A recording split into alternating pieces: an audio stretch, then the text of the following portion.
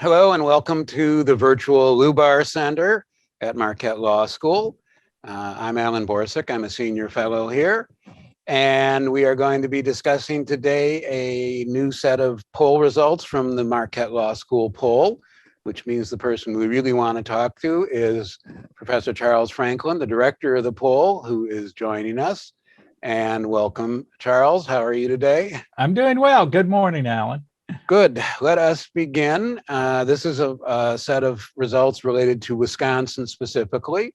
And we'll begin with, as we always do in these programs, a discussion of the dynamics of the poll itself. Sure. So this is a sample of Wisconsin registered voters. We talked to 802 registered voters. That has a margin of error of plus or minus 3.8 percentage points. We asked some policy questions and some candidate questions of half the sample. In those cases, the margin of error is bigger. It's 5.5% with about 400 in each group. And finally, we asked about primary vote choice. And we asked these questions of partisans and independents who lean to the party, plus independents who say they will vote in that party's primary. So for convenience, I'm going to call those Democratic and Republican primary voters, but it does include some independents who say they'll vote. And we did ask those questions of all partisans and leaners, but they had an option to say that they wouldn't vote in that primary as well. So that is our line of results. Oh, and we interviewed people February 22nd through the 27th. That was last Tuesday through Sunday night. By telephone? By telephone, thank you. We're a bit over 70% cell phone, about 30% landline, as we have been for some time now. We are just over 5 months away from the August primaries with the race for the Democratic nomination for U.S. Senate, the Republican nomination for governor, the two featured races. We got a long ways to go for these races to take shape, I take it. That's the overall finding of our poll, is that a lot of voters simply haven't tuned into the races yet. 51% of our sample of registered voters said that they don't yet know who they'll support in either the Republican or the Democratic primary. 46% have chosen a candidate. So let's call it half have at least an initial choice, but also about half haven't made up their minds yet and haven't tuned into the race yet. I think the takeaway is that for all of our results, this shows the potential for change over the course of the campaign. We're not going into the primaries with lots of voters who have firm opinions. And of course, name recognition and familiarity is playing a large role at this point. This is true for both races, both the Republican and Democratic side. What are the numbers on that? Yeah, I should say it's normal to see this large number of undecideds this month, 5 months away from the survey. So I don't think that's particularly unusual.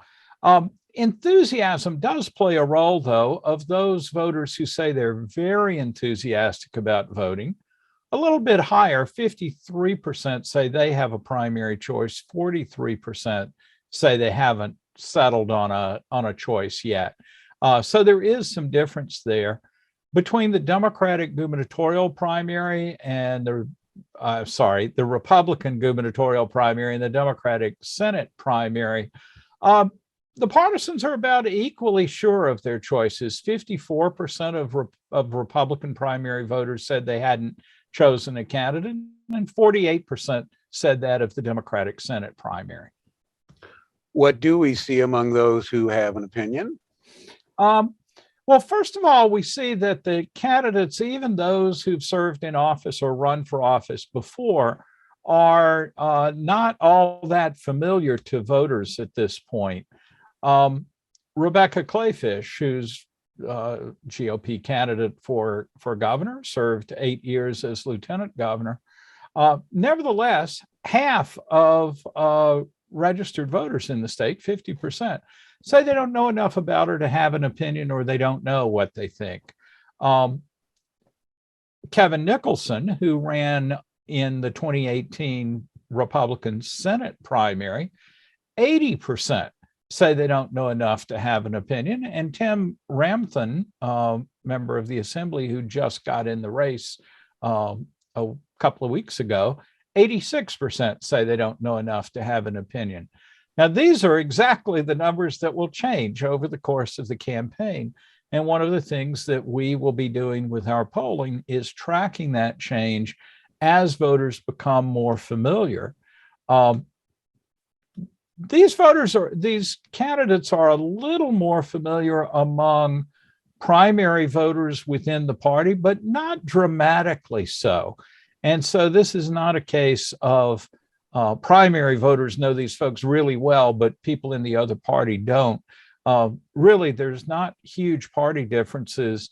It's really a matter of these names are not yet that familiar.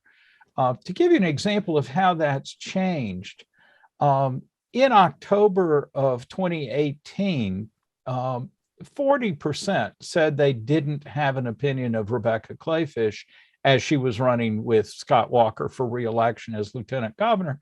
And that's risen to 50% that say they don't know enough now. In the case of Kevin Nicholson, just before or shortly before the primary in 2018, 69% said they lacked an opinion of him. 80% say that now. So these are just typical examples that in the heat of the campaign, elected officials and candidates get better known, but when they're not in office anymore, that familiarity drops off quite a bit. The one small exception is Mandela Barnes, where 62% say they don't have an opinion of him, but that's actually a little better than it was when he first took office as lieutenant governor. In January of 2019, 76% lacked an opinion of him. Now it's 62%, but notice still more than half say they don't know enough to have an opinion of the current lieutenant governor.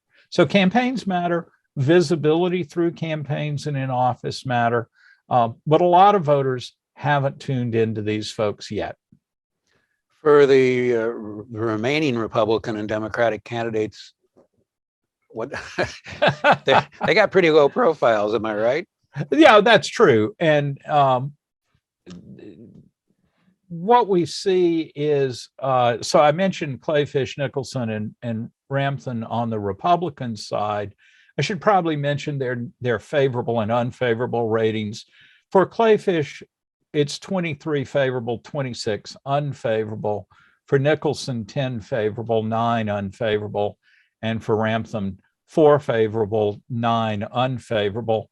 And again, if you look at that within Republican primary voters, it's a little bit different.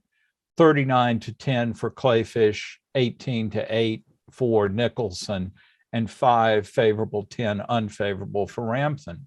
When we do shift to the Democratic side, Alex Lassery is the second best known of the Democratic candidates. If Mandela Barnes is not familiar to 62%, Lassery is not familiar to 73%.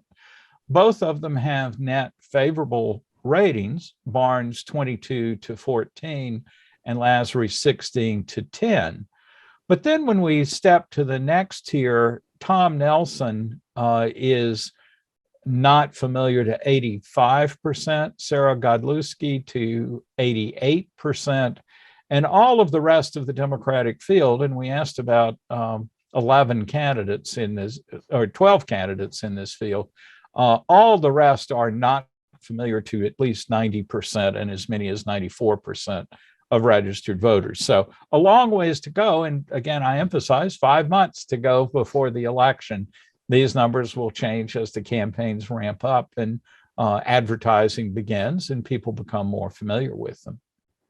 Let's turn to a couple more familiar names. For example, Joe Biden. How's he doing And again, this is Wisconsin voters specifically. I got to say, I interrupted, say I skipped the big numbers, the primary vote choice. So let me mention good. those before we move on to the other candidates. In the Republican primary, Clayfish is at 30% support, Nicholson at 8%, Ramthan at 5%, and 54% say they don't know who they'll support. So a substantial Clayfish lead, but that slightly more than half of Republican primary voters who haven't picked a candidate in that race yet. When we move to the Democratic side, Mandela Barnes is in first place in the Democratic Senate race with 23%, Alex Lasry at 13%, Tom Nelson at 5%, Godlewski at 3%, and everyone else at 2% or less in that Democratic primary field. If we tighten the sample to look at the most enthusiastic voters, those who maybe are more likely to vote, the numbers shift a little bit, but the rank order of the candidates remains the same. And so we've emphasized the overall group of primary voters, not just those most likely to vote. Turning to the more familiar names, Joe Biden. Yes, let's look at job approval ratings of Biden. His overall approval is at 43% approve, 52% disapprove. That has hardly changed at all since October, when it was 43-53, and is down a bit from August, when it was 49 approve, 46 disapprove. That decline in the polls that we've seen in national numbers as well as here in the state. Biden, I should say, these numbers, our survey was conducted mostly before developments in Ukraine and the Russian invasion there. And so these numbers almost surely do not reflect whatever impact there may be of that developing international crisis. So think of these as pre-Ukraine invasion numbers for the most part. Governor Tony Evers. And Tony Evers, job approval at 50%, disapproval at 41%. In October, when we asked it, it was 45 approve, 46 disapprove. So a small improvement for him on his net numbers. His numbers have typically been in the low, sometimes the mid 50s since the middle of 2020, dropped off a little bit in our October data this last fall, and now back to that low 50 to 41% approval now.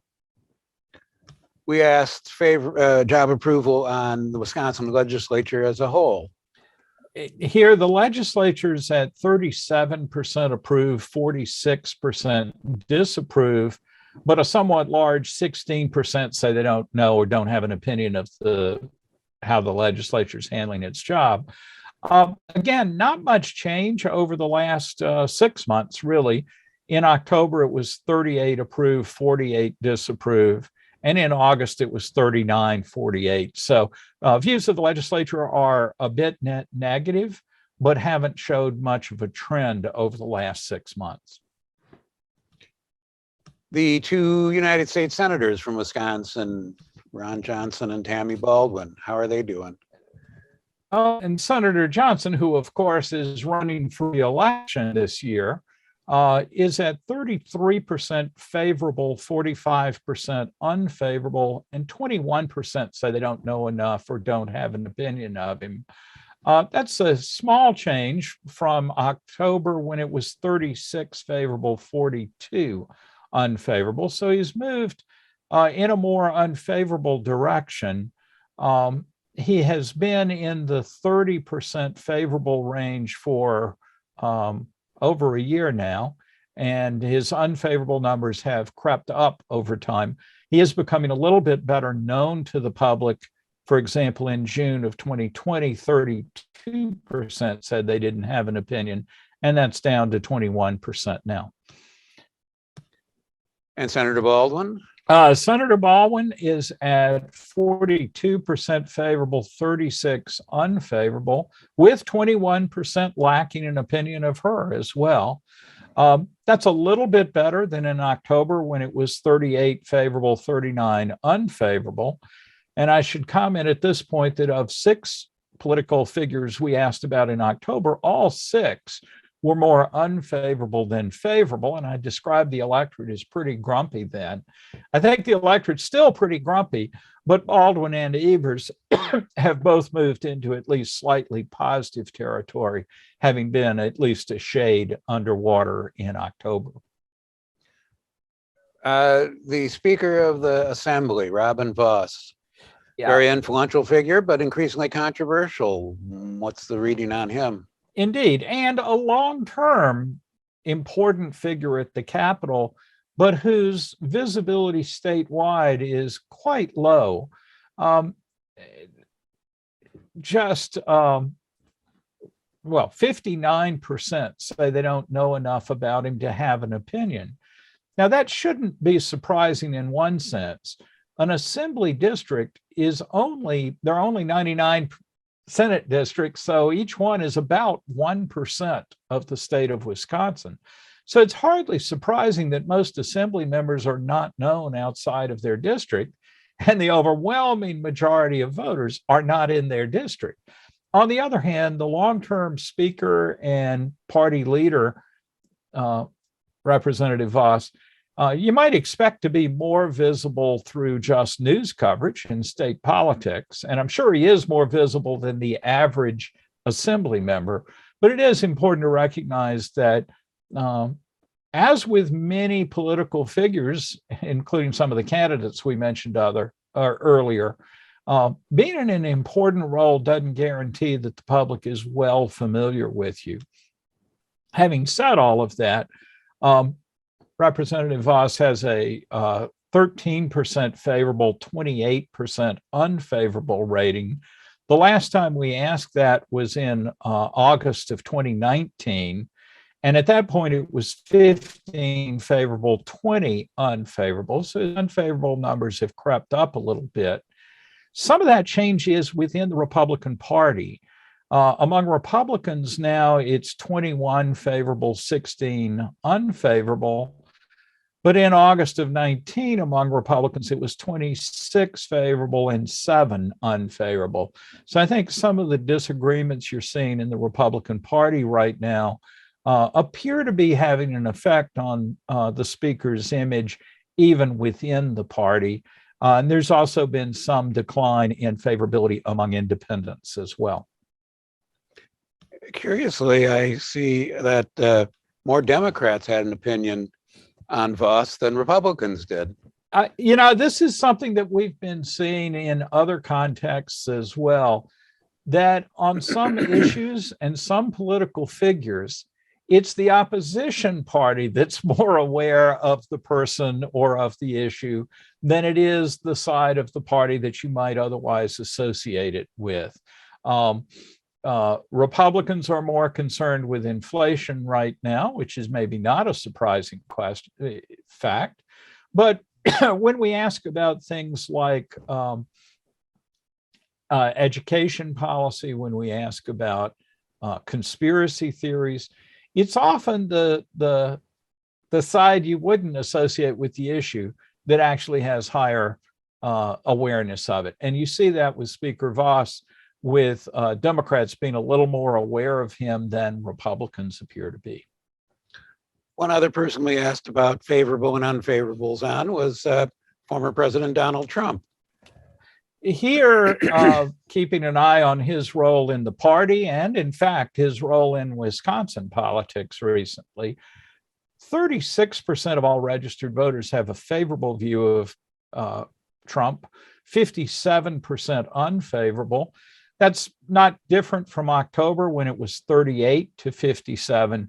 The one thing we do see is that as he left office, there was some drop off in favorability. In our October 2020 poll, he was at 44 favorable, 54 unfavorable versus 36, 57 now. So about an 8-point drop in favorability and a smaller 3-point or so rise in unfavorability. And of course, in contrast to some others, he's extremely well known. Only 5% declined to give a rating for him. Returning to the theme of the grumpy public, the direction the state is moving in. And oh my goodness, we're still grumpy over this one. It's 39% headed in the right direction, 53% off on the wrong track. Slightly worse than it was in October when it was 41 right direction, 51 wrong track. But a pretty dramatic shift from where it was in March of 2020, when it was 61 right direction, 30 wrong track. So we saw really quite a sharp reversal. I'll also mention, because we haven't asked the question a lot in 2021, that if you look at national data in the first half of 2021, right direction numbers moved up quite a bit, but then dropped off pretty sharply in the early fall at about the same time as the withdrawal from Afghanistan, but also at about the same time as the Delta variant of COVID surged and of course was followed by the Omicron variant. So it looks like those real world events really did have a pretty big impact on national opinion data of an initial fairly positive view of things becoming quite a negative and pessimistic view. So what are Wisconsin voters concerned about? Oh, the same old, Alan. Not surprisingly, inflation tops the list. Fully 68% say they're very concerned about inflation. That was 64% in October and just 49% back in August of 2021. So a substantial increase in inflation concerns. I hinted at this earlier, but it's Republicans who say they're much more concerned about inflation. Democrats are pretty concerned, but not nearly as much.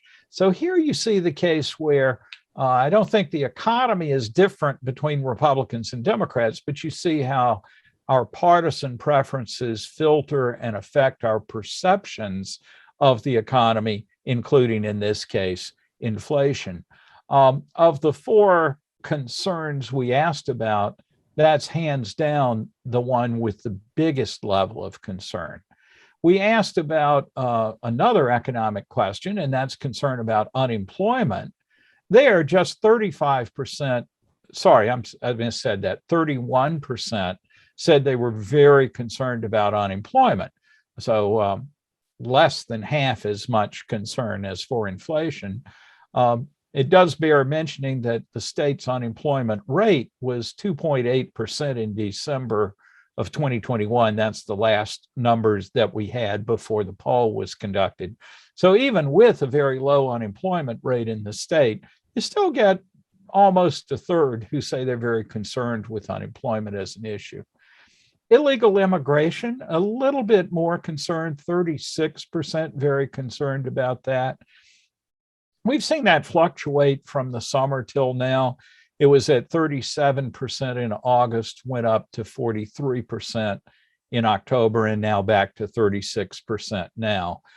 So certainly an issue to pay attention to, but it's not at the high levels that inflation is. And finally, we asked about concern over the coronavirus pandemic. And here, you see the effect, I think, of the dramatic fall in cases here in Wisconsin over the last few weeks. Just 27% said they were very concerned about the pandemic here, and fully 18% said they were not at all concerned about it. We asked this question slightly differently in the past. In the past, we asked about concern about coronavirus here in the United States. whereas this month we asked specifically here in Wisconsin. Still, the national numbers, I think, are revealing. In March of 2020, 68% were very concerned about the coronavirus. That's up there with inflation today. In May of 2020, it had fallen to 50%, and in October last year had fallen to 40% before now falling much lower to 27%, very concerned today.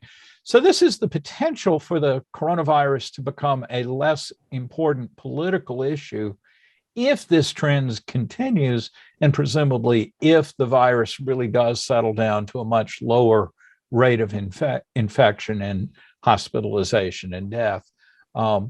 But we do see real world changes in the state of the virus, and that seems to be mirrored pretty well in real world changes in concern about the epidemic.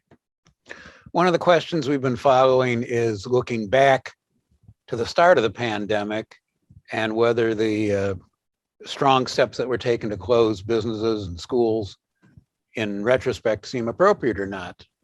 What's the state of opinion on that? And we've monitored this several times to see how opinion shifted. At the very beginning of the pandemic, at the end of March in 2020, 86% said closing schools and businesses was an appropriate response to the pandemic. Just 10% called that an overreaction.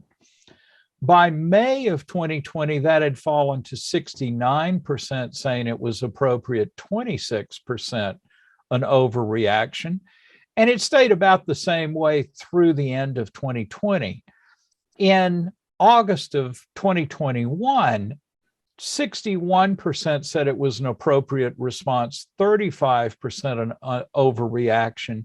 And that has barely changed in this month's poll, 61% saying it was an appropriate reaction, 35% an overreaction. And so I think the overall point here is that initial support was exceptionally high, and that has trended down over time, but we still find ourselves with a 61-35 split, saying that those decisions were appropriate, at least at the time. Obviously, we've had a lot of debate about current measures of masking and the like, but on this bigger issue of whether that initial reaction was an overreach or not, still more people think it was appropriate. Well, on the current issues, we asked, who do you trust? Governor Evers or Senator Ron Johnson? For information about for information COVID. on COVID, yes. And on this one for Evers, 53% say they trust him either a great deal or a fair amount.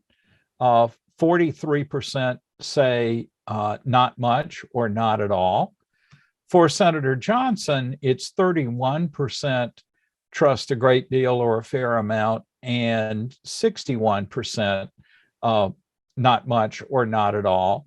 Evers' numbers have been relatively stable between October and now, but Senator Johnson has dropped a little bit between October, when it was 39% trusting a great deal or a fair amount, and that's dropped to 31% in this sample. Education has been a hot subject for, well, this entire school year, really, nationwide and in Wisconsin. We tried to get some handles on that. One of the questions, and it's been a hot issue in front of school boards and elsewhere, is who gets to decide the curriculum? We asked Wisconsin voters what their thoughts are on that. And this is a question that we've not asked before, but recent political developments have certainly pushed this question to the center of American politics. What we found is 35% said parents should have the biggest role in determining curriculum. 33% say teachers should have that role, 13% school boards, and 9% say superintendents and principals. So a substantial percentage say teaching or school professionals, whether that's teachers, school boards, or administrators, should have the biggest role. 5% say state legislatures or legislators should have the biggest role. There's a substantial party divide here, with 56% of Republicans saying teachers should have the biggest role. I'm sorry, I said it wrong. Among Republicans, 56% say parents should have the biggest role. 17% teachers should. That's essentially reversed among Democrats, where 53% say teachers should have the biggest role. Just 9% say parents should. But among independents, the balance of opinion goes to parents, 43%, versus teachers, 29%. This is a complicated issue. And in fact, curricula are set in a pretty complicated set of ways, usually by the local school districts or sometimes the schools. You're the expert on schooling, so I'll let you pursue this topic at some point. But I think the point we're seeing here is the role of parents is very much on the public's mind. But there are a lot of people that think that curriculum matter should be set by school professionals rather than by parents. But among different party groups, there's a real split on this issue. I'll throw in the thought that Wisconsin historically is a local control state, which means school districts, both school boards and administrators, normally have the biggest voice, but both from the top, which is to say the legislature, and from the parent level, there's been a lot of fresh agitation and advocacy for change. One of those issues, in fact, is whether to increase the availability of vouchers in Wisconsin for attending private schools, including religious schools. And when we ask about this, 59% support allowing all students statewide to use vouchers. 37% are opposed to that. We asked this question in August of 2020 with a slightly different wording. Do you agree or disagree with a policy to provide tax-funded vouchers to be used for private and religious schools, not mentioning all students and not mentioning statewide? At that time, 41% supported vouchers, 49% disagreed with it. So there may be some notable shift here in support for vouchers. It's certainly, I think, come back on the public agenda in recent months, perhaps partly due to the problems with education during COVID, but also because of education becoming a more prominent issue that divides partisans. And in that vein, we asked voters what they think of the trend in public schools. Have they gotten better or worse? And here, 55% say schools are in worse shape now than a few years ago. 29% say they're about the same, and just 9% say they're better now. There's been pessimism in the past. We asked this last in August of 2018, and 44% said schools had gotten worse, 34% about the same, and 15% said they'd gotten better. So I think you can see a pretty clear shift to a more negative view of schools on this question over these last 4 years.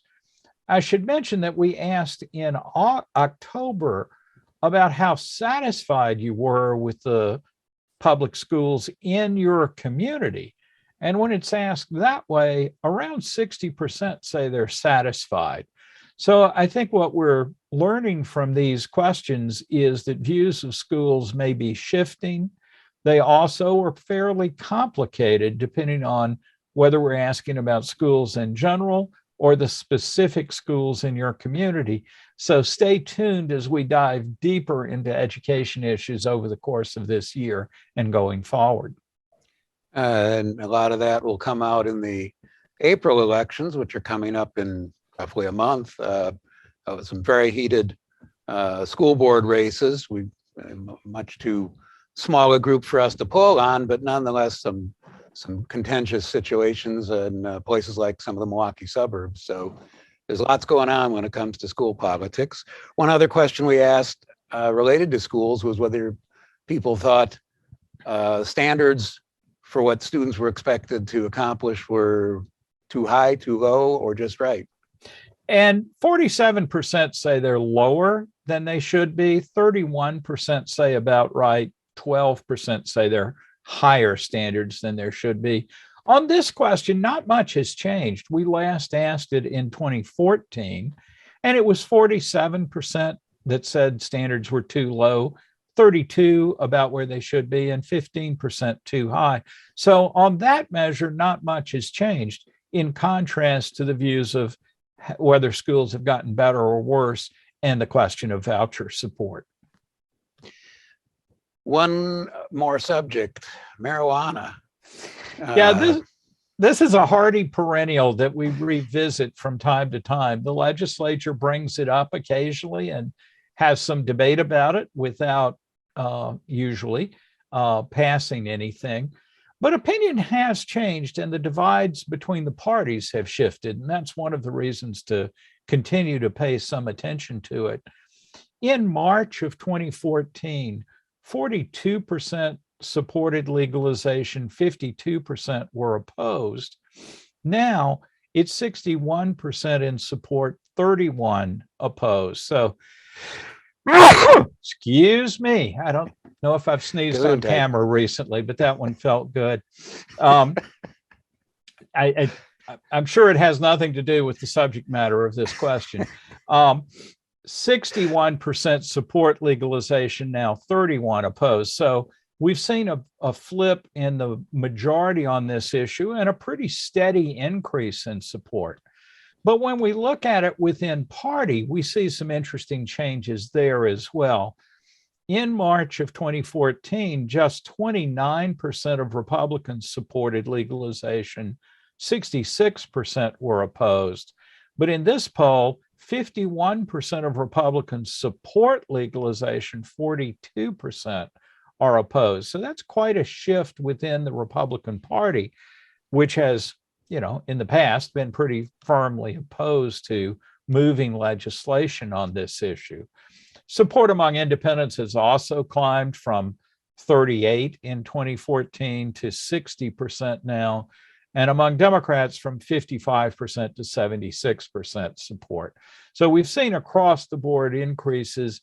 This is true in national polling as well.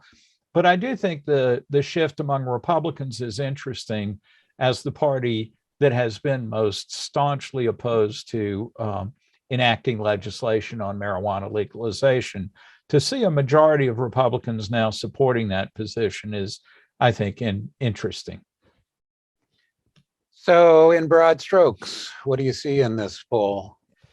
I think the simplest is to try to remind people, especially those who are deeply into politics, that we're a long ways away from people having tuned in to the primary elections or the fall general election.